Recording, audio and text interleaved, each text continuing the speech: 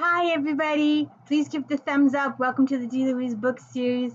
I'm Christina, my pal Casanova here, and we are excited to talk to you about Cathy Maxwell. And I forgot my glasses. Oh, Lord. I don't even know where they are.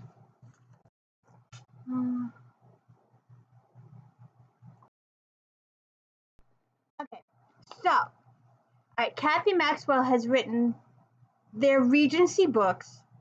Oh, and don't forget, this is D. Louise channel, and I'm going to say Christina. And hope you're having a good day. Good day. My pal here, Casanova. He's all excited to talk Regency. These are cute. There's always an obstacle to the couples getting together, so they got to come over these obstacles. Then there's a couple of romantic scenes, and then there's normally a final obstacle before they can get to the end.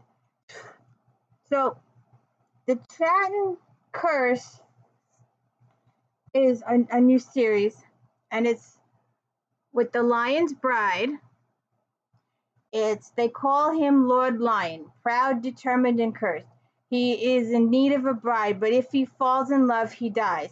His fervent hope is that by marrying and having a son without love, perhaps he can break the curse's chain forever. Enter the beautiful Thea Martin, a duke's headstrong, errant daughter and society's most brilliant matchmaker.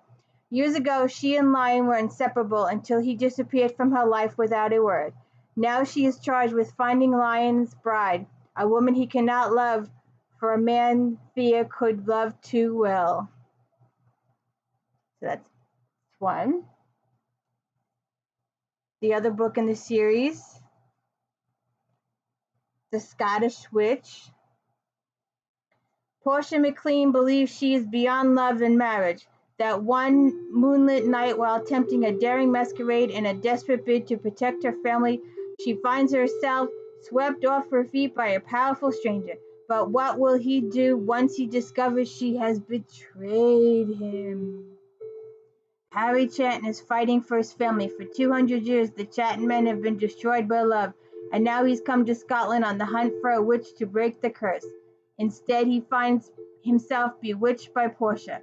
Has Harry vowed to fight the demons that torture him? The other book in the Chatton trilogy is The Devil's Heart.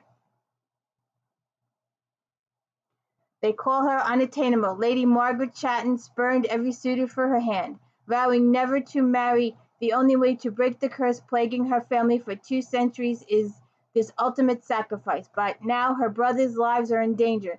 Determined to save them, she risks her very soul by traveling into the heart of the highlands to battle a force that has transcended time.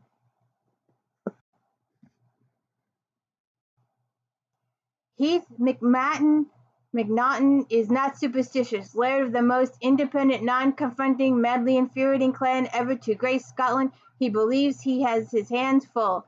And then a woman landed as one of the most beautiful in England arrives on his doorstep, with wild accusations and a mystical quest, one that just might help him discover who murdered his own brother. But the real danger for Heath and Margaret is not a supernatural foe, but real love.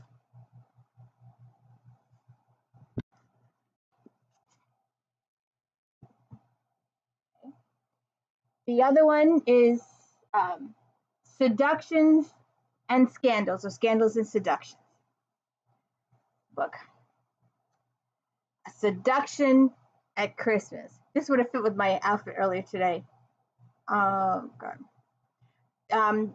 Desperation and an empty stomach forced Fiona Lachlan to agree to a plan that ended up luring the wickedly notorious Duke of Holborn into trouble. Everything went terribly wrong, and now she has found herself posing as his ward. And while she swore nothing could make her desire a scoundrel, even if he was a duke, she is now drawing even closer to the man she cannot have. The Duke of Holborn has spent years heeding the warning, and in doing so managed to avoid the virginal young ladies who have been put in his path. But now his wild ways have gotten him into real danger. There are killers at the door and a tempting beautiful woman in his arms. The Earl Claims His Wife, the other book in the Scandal series.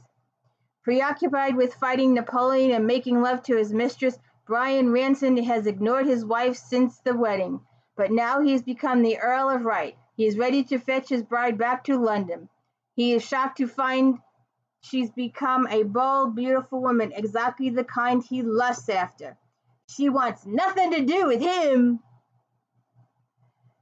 Gillian Lady Wright is desperate to seize the love she's been denied, but not with her rakish husband. So she makes a bargain for 30 days she'll be the perfect wife, and then he'll set her free. The Marriage Ring, the other book in the series. This eliminates Grace McKeon on all three counts. A hellion of the first order, the alluring, infuriating woman could be nothing more than a passing temptation to an upstanding gentleman like Richard, if it weren't for the fact that she's trying to blackmail his father. Or as his Grace sees it, trying to get justice and maybe just the slightest hint of revenge on the family that tore her life asunder when she was just a girl.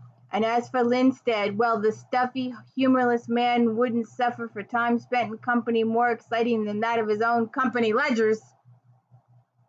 Only when Richard gets Grace alone does she discover the passion.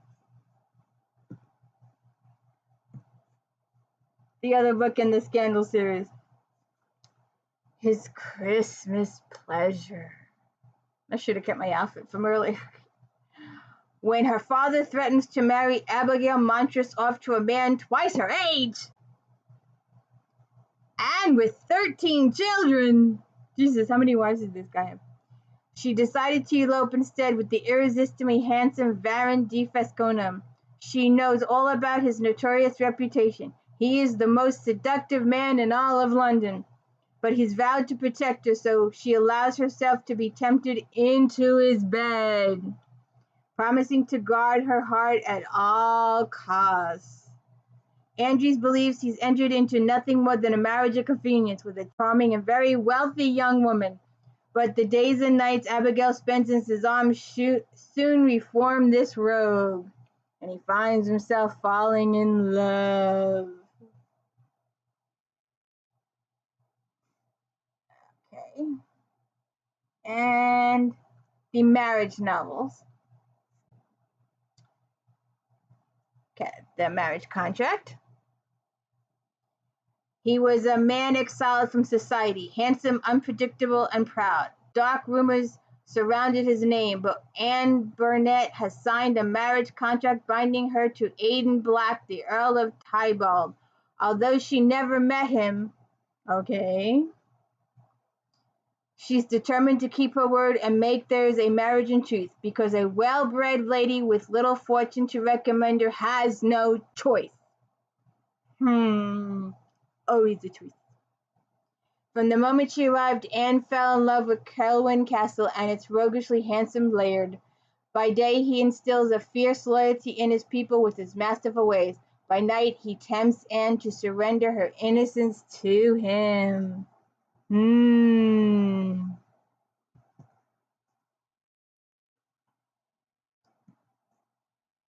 The other one in the marriage novels. A Scandalous Marriage.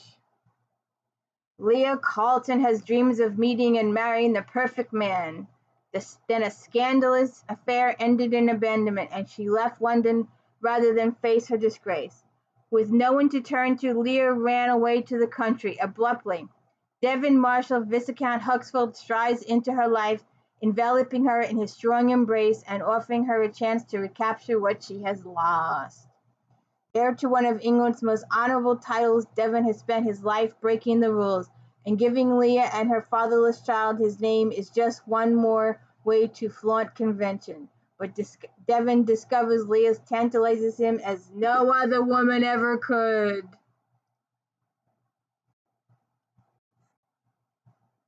The last one the first one in the marriage novels. Married in Haste. Bren Owen, the Earl of Merton, had come to London to choose a bride. The broad-shouldered war hero had picked up his season's debutante. But once he boldly gazed upon Tess Hamlin, he knew he wouldn't rest until he had made London's reigning beauty queen his own. But Tess' light-hearted facade was desperation. She had no choice but to marry quickly, before news of her family's ruin became common gossip. So she accepted Bren's sudden proposal without letting him know the truth. He offered her days and nights of unforgettable passion.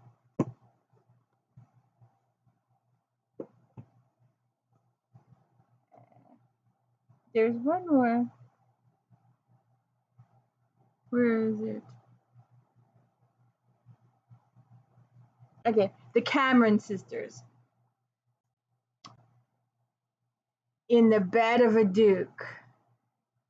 The distressed traveler Charlotte Cameron encounters on a rainy Scottish night is absolutely the worst man she could have invited into her carriage. It's Philip Maddox, the reprehensible Duke of Gloucester, who brought the full weight of the tongue's fury down upon her, simply because Charlotte encouraged her sister not to wed the powerful peer. And now the seductive devil responsible for her social ruin is sitting close enough to kiss. Philip's distaste for the meddlesome beauty matches Charlotte, though under alternative circumstances he might have enjoyed sampling the sensuous charms of the young chit. There is grave danger, however, on the journey they now must reluctantly share, and a nemesis who means them both mortal harm. Ooh, love and mystery. Also the Cameron sisters. Betting the heiress. When a loathsome rake steals one of the most cherished family heirlooms and nearly her virtue as well, Frances Dunroy devises the perfect plan to put him in his place. A ball being held in her honor she didn't take in her first season. Now her family is determined to get her a match in her second. She'll offer him a clandestine kiss to sure to convince him to return what is rightfully hers. But in the dark hallway surrounding the ballroom, Francesca makes a terrifying mistake. She seduces the wrong man.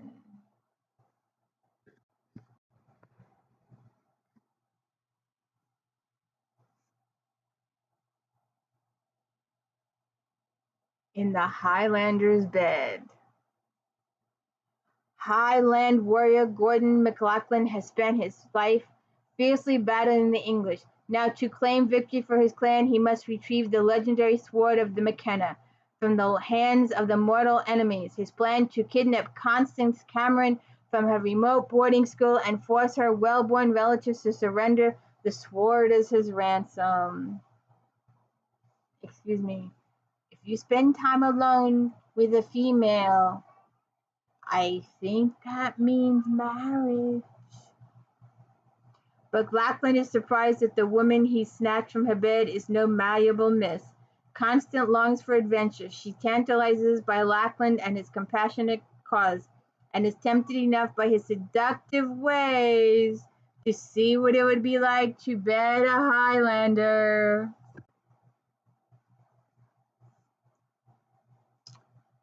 The price of indiscretion. The granddaughter of an earl, Miranda Cameron, has had an unconventional upbringing. However, for the sake of her sister, she must charm the ton and make a spectacular match. Miranda believes she is prepared for the task ahead until she is confronted by Alex Hayden, the renegade son of a British general. Yes, sir. Alex has tempted fate to raise himself from a man scorned by society to one with a vast wealth and influence. There was a time when Miranda meant everything to him. His love for her had almost cost him his life. Now all he sees is a woman willing to sell herself to the highest bidder, and the highest bidder isn't him. Miranda enchants London's powerful nobleman, even as she keeps her past a secret. Alex is not immune to her intoxicating sensuality. How's it going there, cousin? Oh, sorry. Uh, Did we do them all? Oh, no. One more. The temptation of a proper governess. But Mitchell Severin doesn't see Isabel Holleran as a governess. He sees her as a woman, one whose lush curves cannot be hidden behind a dowdy gown, and whose efforts at hiding her sparkling intelligence are betrayed by her wit. Years ago, Mitchell had left Regency, England, falsely accused of a crime. Now he is back, dedicated to seeking retribution, but not to taking a bride. But when his scandalous actions compromise Isabel's reputation, he does the unthinkable and offers her his hand in marriage in name only. But although his bride's passions are untried, Isabel's sensuality clearly matches his own.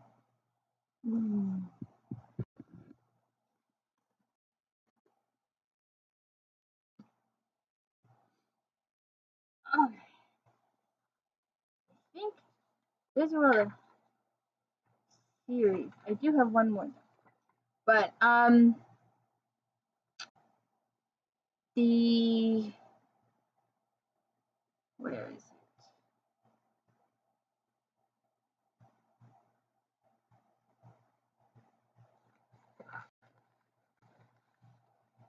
Just a minute.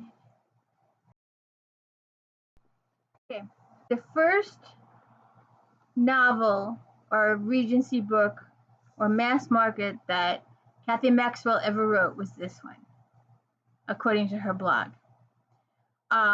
It's supposed to be based on Beauty and the Beast. Lady Julia Markham has the toast of London society until an ill-advised attempted elopement ended in betrayal and left her good name in tatters. Now ruined, penniless, and desperate, she has agreed to wed the magnetic and possibly dangerous Breda Wolfe, a dashing, phenomenally successful self-made businessman. Breda wants his union to help gain him entry into the drawing rooms of the aristocrats. Nothing more. Julia, however, is a woman of rare passion and daring irresistibility, drawn to his enigmatic, infuriating man, and no mere marriage of mutual convenience will do. But how far will the well-spirited beauty have to go to satisfy a heart that will settle for no less than a love of a lifetime?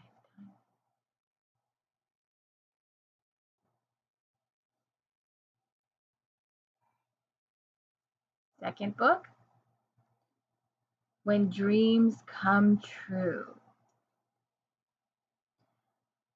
The sea brought him a wife. When Piers Keria, the handsome Earl of Penhowel, rescued a mysterious beauty from the billowing ocean waves, he had no idea who she was or where she came from. But at the first sight of this enchanting maiden, he had no claim for her for his own. He had to claim her for his own. Taking her back to Penhallow, he pampered her like a princess, determined to win her trust and her heart. But her past could take her away. Nothing had prepared Eden to wake up in an elegant bedchamber in a remote corner of Cornwall. It was like living in a perfect dream world, where every wish came true. In Pierce's arms she found a love and bliss she never knew existed. But once her secret past caught up with her, those dreams could be shattered forever. You and no other. You don't see these on her list. The constraints of quiet widowhood have become too much for Lady Caroline Pearson to bear, especially now that her brother-in-law has idiotically and illegally gambled away her house. Boldly she confronts the new owner in person, but not only does the dashing rogue James Farrington refuse to return Caroline's deed, he tries to take scandalous advantage of her as well. Ooh.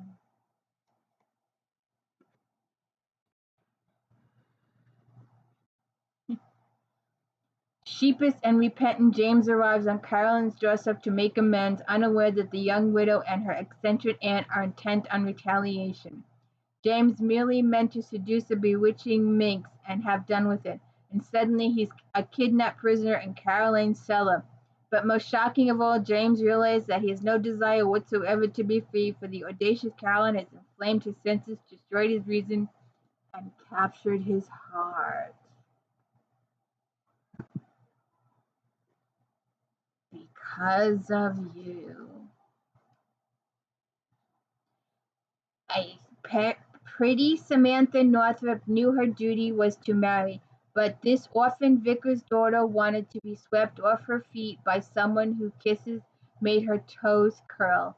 She never dreamed her orderly life would be turned upside down when a mysterious stranger came knocking on her door one stormy night, and when they were found in a compromising position, she found herself marrying a man she barely knew but could not resist.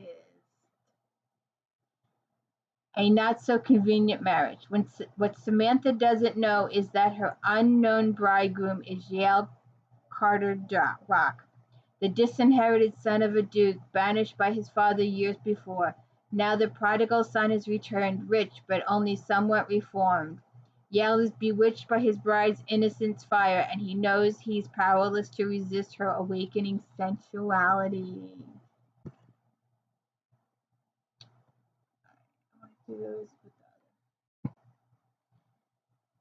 The lady is tempted. Marry the local victor, a stodgy man with 6 impossible children. Never. Deborah Percival is determined to discover passion in a man's arms, not duty in a dull marriage. And when she becomes stranded at a countryside inn, tantalizing Anthony Aldersey, the Earl of Burnell, offers her the chance to fulfill her dreams.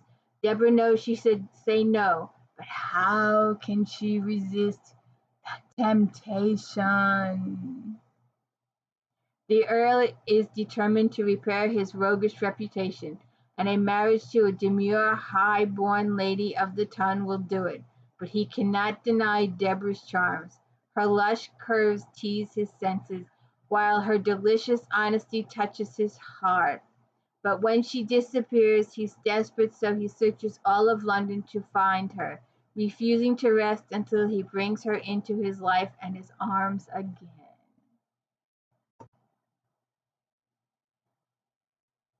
Treasured vows. As stubborn as she is beautiful, Phaedra Abbott will not be deterred when she sets her mind on something, and now that the reckless heiress has decided to track down her spendthrift explorer father, nothing is going to stand in her way, not even her handsome, long-suffering guardian, Grant Morgan. Though strong and level-headed, Grant has watched his own life go disastrously away since he first tried to arrange the irrepressible Miss Abbott's future. But now he has no choice now but to accompany Phaedra on her latest misadventure. For it's not only his sworn duty that compels him, but a raging, newly born desire to hold his maddening, enchanting adversary in his arms. Oh. Falling in love again.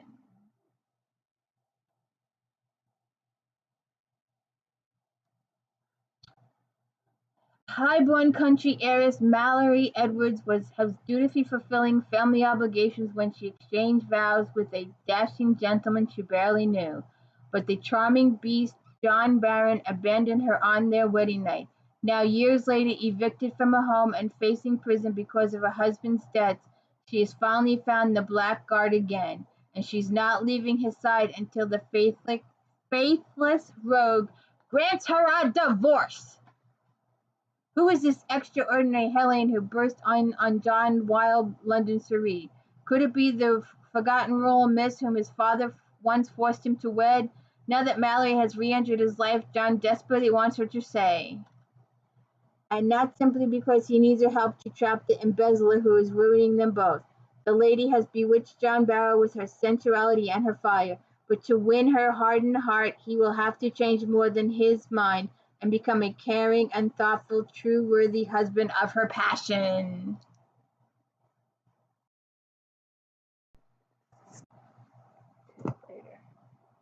Alright.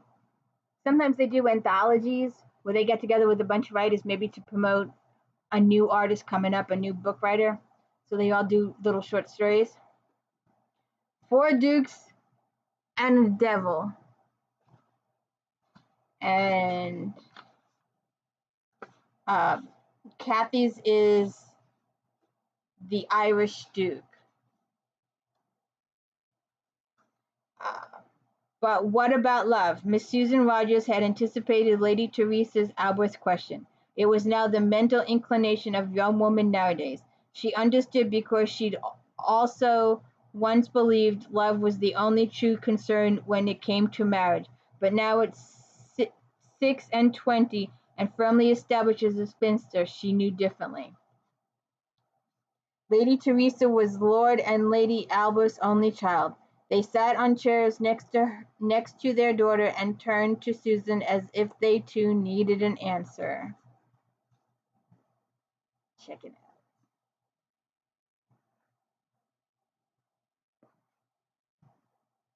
Tea for two.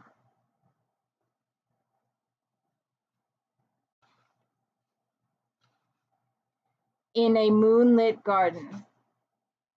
Posing as a tea merchant, Colonel Mitchell Sasson infiltrates an eccentric chemist's household in search of a stolen formula.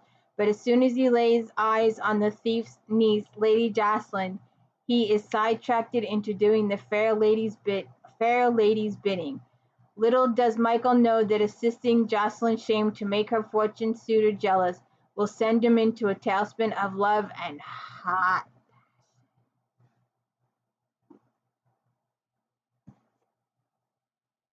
The one that got away. And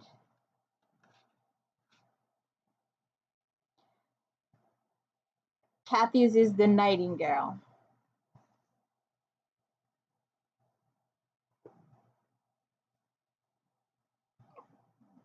Okay, now we have a few stragglers here that I wasn't able to. Oh, this might have went with one of their series. The seduction scandal. That went with one of the series. I forget which one. Lady Corinne, a rebellious daughter of the Duke of Banfield, refuses to marry Lord Freddie Sherwin. Yes, he's the catch of the season and the man her father chose for her. He's also the most despicable male of her acquaintance. With her wedding only weeks away, she flees and finds herself a prisoner of notorious Thorn. You excited, Casanova? Shall we read some more?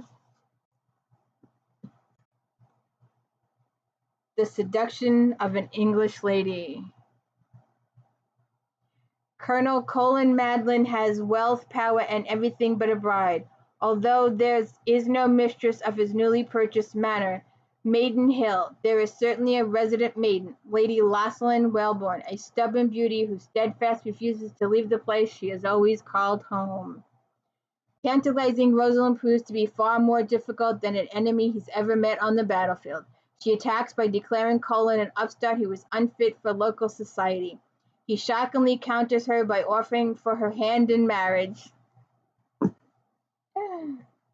The Adventures of a Scottish Heiress.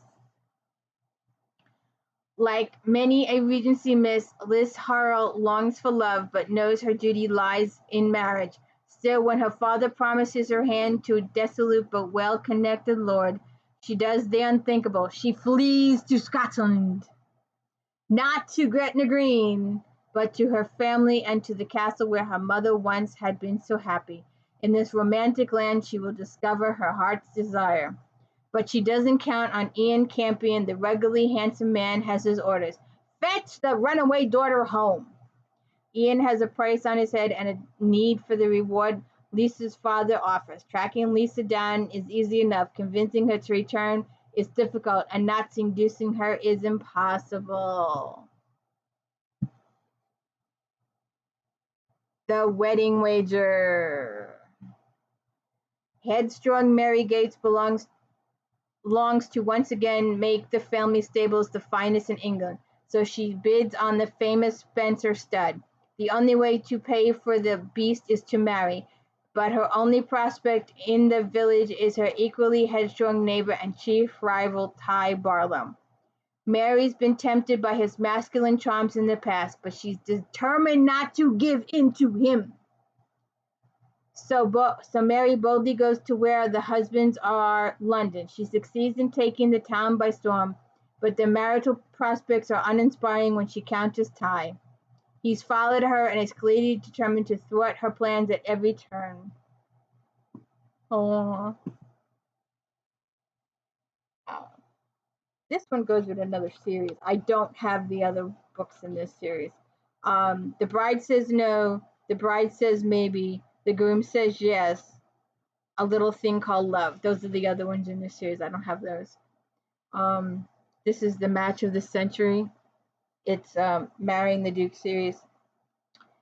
Every debutante aspires to snag a duke. Ellen Morris just happens to have one reserved since birth.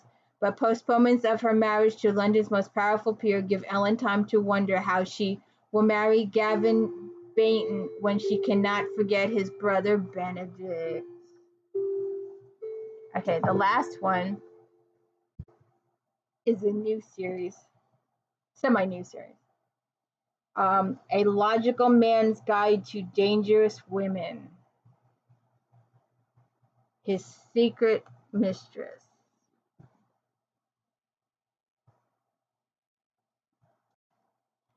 Brandon Balfour made the mistake of trusting his heart to the exquisite, strong-willed actress Kate Edison, with whom he shared one intimate night before fate intervened. Now, a decade later, Brandon is a leading member of the Logical Men's Society, for no woman since Kate has managed to captivate his heart. To Kate, the memory of that night still burns strong in her memory. A chance encounter may have brought Brandon back into her life, but that doesn't mean she will ever forgive him. Her first desire. As chairman of the Logical Men's Society, he prides himself on being in charge at all times. They consider themselves the rightful owners of the local tavern now that the owner has died, even if the men have turned it to shambles. But then Gemma Epstein, a bold, albeit beautiful woman, arrives in town to declare she's inherited the property, and she is turning it into a respectable tea garden for local ladies. That can't happen. Not to the only home the Logical Men's Society has ever known, especially under Ned's watch. And while he shames to drive her away, another part of him shames to have her in his bed. The last one. I hate it when they put stickers over the thing. His Lessons on Love. Ooh. The Earl of Marsden.